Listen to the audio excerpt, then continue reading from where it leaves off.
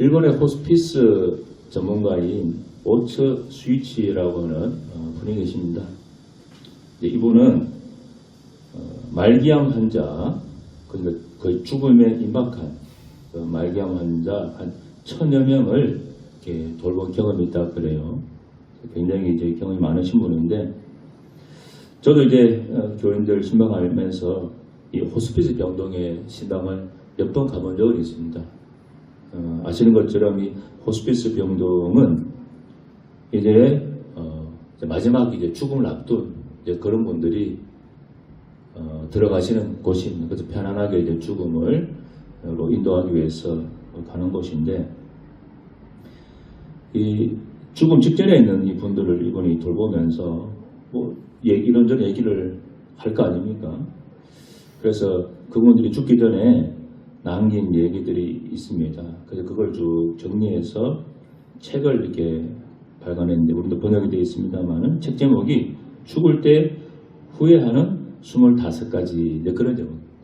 사람이 뭐 25가지면 후회하겠습니까만은 그 중에서도 제일 많이 이제 후회하는 것, 그것을 모아보니까 한 25가지 정도가 된다 그래요. 그래서 살아가는 동안에 막연하게 인생은 많이 남아있고, 죽음에 관한 여는 정말로 나와는 거리가 먼 그런 얘기처럼 생각되겠지만은, 막상 삶의 마지막을 앞두게 된 사람들은 이 25가지를 비롯해서 여러 가지 것들을 후회를 많이 한다 그래요. 그래서 그분이 그것들을 연구를 많이 했는데, 그 중에서 이런 것들이 있습니다. 내가 진짜 하고 싶은 일을 했더라면 또 있고요. 또 내가 만나고 싶은 사람을 만났더라면, 또 내가 가고 싶은 여행을 했었더라면, 뭐 이런저런 얘기했어요. 그러니까 이 책을 이렇게 힘드시니까 네이버 가가지고 목자만 한번 봐도 괜찮아요. 목자 정도만. 근데 그 중에서 1위가 뭐냐? 사람들이 다 후회하는데 제일 많이 하는 후회, 그게 뭐냐 보니까, 사랑하는 사람에게 감사합니다라는 말을 내가 많이 했더라면 그걸 제일 많이 후회하더래요. 사실 뭐 동생을 막론하고 사람들 다 표현을 잘 못해서 그렇지, 늘 마음에 감사하다는 마음은 다 가지고 있을 수 있잖아요. 뭐 말을 잘 안 해서 그렇지. 특히 동양 사람은 표현이 좀 익숙하지 않잖아요. 그런데 죽기 전에 보니까 내가 감사합니다, 고맙습니다, 이 말을 좀 더 내가 많이 했더라면 그게 후회하는 1번이라 그래요. 우리들도 나중에 죽게 되면은 이들과 별반 다르지 않을 거라고 저는 생각합니다. 자, 지난 한 주간 여러분 감사를 얼마나 많이 하셨습니까? 오늘 제 설교 제목이 오늘 감사했습니까? 제가 이 설교를 준비하면서 저를 가만히 돌아보니까 저부터 감사합니다 말을 별로 안 했던 것 같아요. 뭐 가족들에게도 안 했던 것 같고, 하나님께도 왜 기도 안 들어주냐 그 소리만 했지, 감사합니다 소리를 제가 안 했던 것 같아요, 제 스스로. 그래서 이 설교를 제가 준비하면서도 일단은 제가 많이 반성을 또 했고, 나부터도 감사합니다 하는 말을 좀 더 해야 되겠다 하는 좀 마음을 제가 가졌습니다. 자, 그런 면에서 일단은 뭐 누가 내가 늘 감사를 표현하고 싶은 사람 있다고 생각하고, 우리 서로 감사합니다 한번 말 한번 같이 해볼까요? 시작. 감사합니다. 그러니까 해주고 싶은 사람이 있다고 생각하고, 그 사람이 눈에 앞이 없지만은 우리 한 번 더 보겠습니다. 감사합니다. 시작. 감사합니다. 예, 꼭 그렇게 우리 희망이하고 민준이 해서 꽉 잡았잖아요. 여러분, 우리 사람을 죽이기도 하고 살리기도 하는 것이 말이라고 하잖아요. 그래서 이 말이라고 하는 것은 우리 상상 이상으로 큰 어떤 파괴력을 가지고 있다고도 하는데, 하나님께서 인간에게 주신 가장 큰 축복 중에 하나가 바로 말이라 그래요. 이 말을 구사하는 언어라 그럽니다. 이 지구상에는 수많은 생명체가 있는데, 말을 어떤 생명체에게도 하나님께서 이 말을 주지 않았어요. 오직 인간에게만 준 특권이에요. 그래서 우리 말한 대로 인생은 달라집니다. 말한 대로 자신에게 축복과 저주가 임할 수 있습니다. 그렇기 때문에 선한 말, 용기를 주는 말, 축복하는 말을 하며 살아야 복을 받게 되고, 짜증내거나 저주하는 그 말에는 독이 있어서 사람을 해치게 된다고 그러잖아요. 실제로 화를 많이 내는 사람의 그 침샘에서는 독이 나온다 그래요. 그래서 여러분, 화를 많이 내는 사람들 보면 어떻습니까? 얼굴이 펄개지기도 하고, 어떨 때는 막 뒤통수 막 자꾸 막 쓰러지고 막 그러잖아요. 근데 너무 좋은데 뒤통수 잡고 얼굴 그런 일 없잖아요. 그만큼 이 화를 낸다는 것 자체가 속에서 독한 것이 나오는다는 말이에요. 하나님께서 사람에게 입술을 주신 이유는 의사소통하려고 주신 것도 당연히 있지만 감사하고 축복하고 사랑의 말을 하면서 살라고 사실은 주신 거예요. 그래서 주신 겁니다. 올해 몇 달 남지 않았습니다. 그동안 감사하는 것을 잊고 살아왔다 하면은 남은 기간만이라도 우리가 좀 더 감사를 많이 하는 그런 우리 모두가 되었으면 하는 바람입니다. 우리 주님께서도 범사에 감사하는 사람한테라고 말씀하셨습니다. 그렇게 사는 것이 일단 우리에게도 유익하고 좋은 것이기 때문에 그런 명령을 하신 것 아니겠습니까? 맨솔로레담이라는 거 여러분 잘 아시죠? 예, 파서 계통이라서 그 근육통 같은데 우리 발음은 시원하지 않습니까? 이 맨솔레담은 1889년 미국의 약사인 알버트 알렉산더 하이드라는 사람이 맨솔을 재료로 해서 만든 제품입니다. 그래서 맨솔레담입니다. 이 하이드 알버트 알렉산더에 대한 분의 얘기를 이번에 읽어보았는데 이분은 나중에 그 인생 말년에 자기 자신의 그 소득 중에 10분의 9를 하나님께 드렸던 분으로 많이 알려져 있는 분입니다. 나중에 이분 재벌이었기 때문에 10분의 9를 드려도 뭐 남아있는 그 일이 워낙 많지는 하지만 어쨌든 그렇게 알려져 있는 분이에요. 1887년 미국에서 작은 서점을 운영하다가 미국 대공황이 닥치면서 이분이 파산을 합니다. 그리고 아주 많은 빚을 그때 지게 됩니다. 그 무렵에 이 하이드 씨는 하나님께 절박한 심정으로 기도합니다. 하나님, 내가 그동안 하나님 잘 믿지 않고 또 헌금 생활도 제대로 안 하고 뭐 이것저것 잘못한 것 하나님께 회개를 많이 했어요. 그리고 그렇게 회개한 후에 이 어려운 중에도 하나님께 어떤 서원을 하기 위해 헌금을 드리고자 했는데 그때 자기 집을 팔아서 또 하나님께 좀 서원하는 그 헌금을 드렸다 그래요. 어려운 중에. 그러니까 주변 사람들이 다 조롱을 하죠. 이 어려운 대공황 때 무슨 헌금이냐 11조냐 하면서 비난을 많이 했다 그럽니다. 그렇지만 그는 이렇게 얘기했습니다. 나는 무엇보다 하나님께 온전히 드리지 못했던 그 빚부터 청산해야 되겠다는 깨달음을 주셨습니다. 그런 간증했어요. 근데 그분의 신앙이죠. 이거 누구에게나 다 적용하기 어렵잖아요. 이분의 신앙은 그랬어요. 그래서 하나님께 집을 팔아서 그동안 제대로 하지 못했던 헌금 생활을 그렇게 청산했다고 합니다. 그리고 노아와 그 믿음의 선진들을 보면서 계속해서 믿음의 기도를 이어나갔고 1889년 기도하는 중에 하나님으로부터 음성을 듣고 감동을 받아 맨솔레담이라고 하는 회사를 설립하게 됩니다. 경제공황으로 회사들도 줄줄이 파산하는 그때에 이렇게 회사를 설립한다고 그러니까 또 주변 사람들이 또 말리기도 하고 또 조롱하는 사람도 있다 그래요.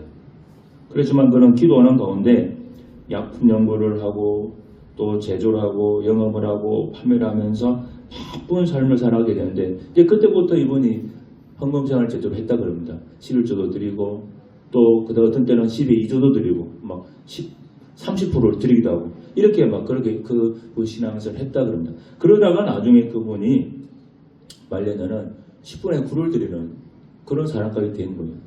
그래서 이분이 이제 돈이 점점 많아지면서 많아지고 하는데 이거를 자기를 위해서만 쓴 게 아니고 전 세계 선교사들도 후원도 하고 그리고 고아원도 돕고 선교단체도 후원하고 막 그렇게 이분이 헌신을 많이 했다 그래요. 그래서 이분의 그 신앙 철학이 뭐였느냐 하면은 하나님께서 주신 재산은 선한 목적을 위해서 사용해야 된다. 그런 철학이 있었습니다. 그래서 이분이 그런 밑바탕에서 이 회사를 운영해 나가서 세계적인 그 제약회사 맨소레다가 얼마나 유명한 그 약입니까? 그래서 세계적인 재벌이 됐다고 그래요. 저는 이번에 이 간증을 제가 보면서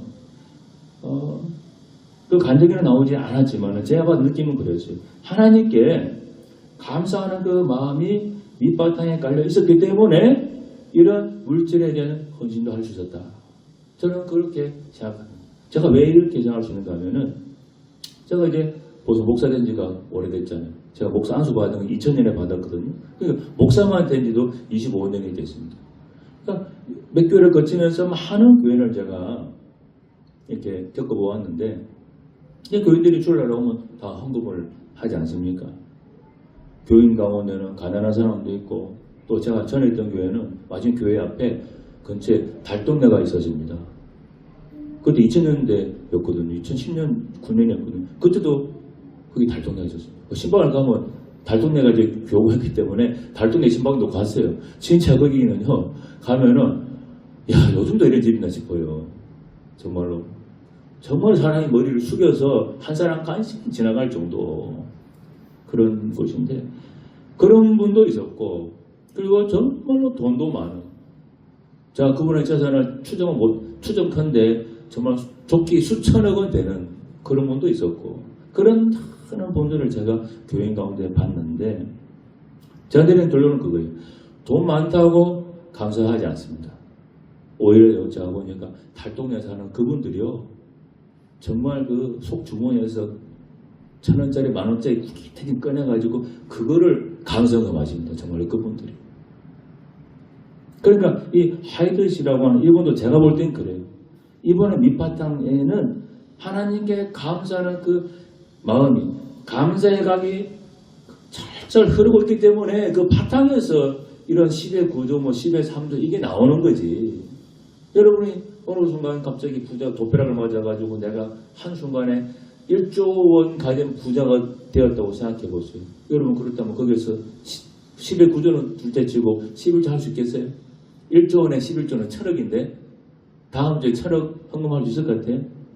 지금 생각에는 갑자기 생기면 아예 할 수 있지라고 생각은 할지 모르겠지만은 막상 여러분 통장에 그 1조가 또 꽂혀보세요.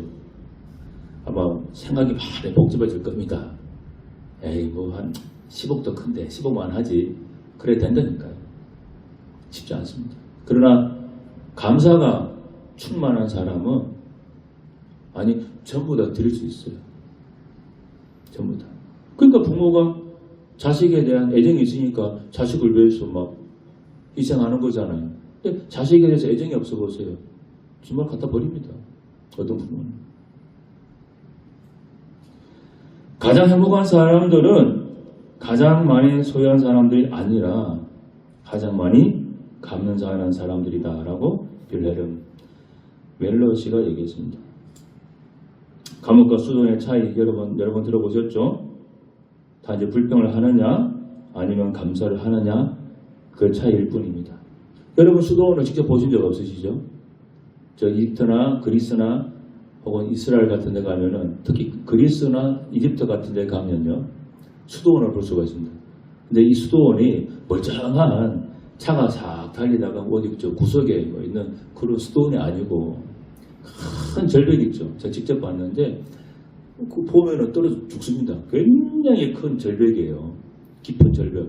근데 절벽에서 내려가서 뭐 제가 높이는 모르겠습니다. 어디쯤에 굴을 판 건지 원래는 굴인지는 제가 잘 기억이 안 나는데 그 굴 속에 거기 수도원이 있어요. 그러니까 거기 들어가잖아요. 위에서 밧줄로 안 내려주면은 죽었다 깨어나도 못 올라옵니다. 근데 거기 수도사들이 있어요. 거기서 명상하고 그렇게 사는 분들이 있어요. 그저 들어보니까 그게는 주기적으로 밧줄로 바구니에다가 음식을 내려 보내준다 그래요. 그래서 그거 먹고 또 뭐 한 달 있다가 음식 내려주고. 그러니까 그거 수도원하고 비교하면요, 오히려 감옥이 더 나아요. 감옥이. 그러니까 감옥과 수도원의 차이가 뭐냐? 불평하느냐 감사하느냐 그 차이가. 거친 직사, 험한 잠자리, 힘든 일과 환경은 비슷하지만 감옥에서는 하루하루가 되게 불평으로 가득하고 수도원은 감사로 하루가 지납니다. 그래서 초대교회 교보였던 크리스토톰은 말했습니다. 사람에게는 근본적인 죄가 하나 있는데 그것은 감사하지 않은 죄다. 그런 말했습니다. 아리스토텔레스가 말했습니다. 인간의 마음 중에 가장 쉽게 늙는 부분이 있는데 그것은 감사하는 마음이다. 그랬어요. 여러분, 감사라고 하는 것은요, 의식적으로 노력하지 않으면 잘하지 않게 됩니다. 내가 오늘 집에 돌아가서 내가 감사해야지 자꾸 이렇게 스스로 결단하고 의지적으로 노력해야 그나마 감사를 하게 됩니다. 아니 뭐 좋은 일 생기면 감사하지 이렇게 다 풀어놔버리면 안 하게 됩니다. 하나 얘기만 하고 말씀 맺도록 하겠습니다. 미국 샌프란시스코 남부에 가면은 꽃들이 많이 있는 로스 알토 힐이라고 하는 꽃 마을이 있다고 합니다. 그 거리는 아주 아름다운 꽃들이 있는데 이 아름다운 꽃들이 피게 된 유래가 있습니다. 오래된 이 도시에 요한이라고 하는 우편 배달부가 있었습니다. 그럼 매일 똑같이 자전거를 타고 항상 똑같은 길로 다니면서 편지 와세요, 소포 와세요 그렇게 외치면서 우편물을 배달했습니다. 그런 식으로 다람쥐 쳇바퀴 돌던 삶을 쭉 살아가는데 한 15년을 지나고 나니까 어느 순간 자기 스스로에게 그런 어떤 인생과 직업에 대한 회의와 위기를 느끼게 되었다고 합니다. 그러니까 매일 똑같으니까 이 단조로운 삶에 좀 실증이 나다 봅니다. 그래서 중년에 나이가 되었을 때 내가 이 일을 앞으로 계속 할 거냐 아니면 직장을 바꾸냐 그런 고민을 하게 되었습니다. 그리고 그런 고민을 가지고 기도를 하는데 하나님께서 그런 마음에 감동을 주더라 합니다. 계속해서 이 일을 하면 좋겠다. 그런 마음에 감동이 오더래요. 계속 자기는 좀 지루하고 그런데 하나님은 그래도 계속 하라는 감동을 주셨어요. 그래서 그런 감동이 있으니까 어쨌든 계속 기도하면서 우편 배달을 해나가는데 어느 순간에 좋은 아이디어가 하나 딱 떠오른 거예요. 제가 볼 때는 하나님께서 주신 아이디어가 아닌가 싶은데 여전히 그는 똑같은 직업을 가지고 똑같은 거리를 똑같은 자전거로 똑같은 말을 하면서 돌아다니는데 달라진 게 하나 있었습니다. 그것은 뭐냐? 자기 우체국 가방 안에 항상 꼬시를 넣고 다녔어요. 그래서 지나가는 집집마다 꼬시를 다 뿌리며 다녔어요. 그래서 어떤 집은 꼬시가 자라서 꽃이 되고 또 어떤 꼬시는 자라지 않은 것도 있었겠죠. 그런데 세월이 지나면서 그가 지나가는 길에는 어김없이 아름다운 꽃을 피우기 시작했다고 합니다. 그래서 그가 지나가는 거리는 꽃의 거리가 되었고 나중에는 그 마을이 꽃마을이 되었다고 합니다. 여러분 하루에 한 번 진심을 담아서 감사하면 1년이면 365번 하게 됩니다. 하루에 10년이면 3650번을 하게 됩니다. 이렇게 하니까 되게 많죠. 우편 배달부처럼 내 마음은 감사 꽃밭이 되는 거예요. 어느 순간에 감사하다 보니까 서울에 지나서 보니까 내 마음에는 감사 꽃밭이 다 피어있는 거예요. 또 나의 가정과 나의 직장과 우리 교회가 감사 꽃밭이 되는 겁니다. 여러분, 이제 오늘부터 꼭 감사하는 삶을 좀 더 많이 살 수 있길 바랍니다. 그러면 우리 삶이 훨씬 더 풍성해지고 좀 부족해도 그 부족한 부분을 감사로 좀 채워보세요. 우리가 항상 넉넉할 수는 없지 않습니까? 아플 때도 있고 돈도 부족할 때 있잖아요.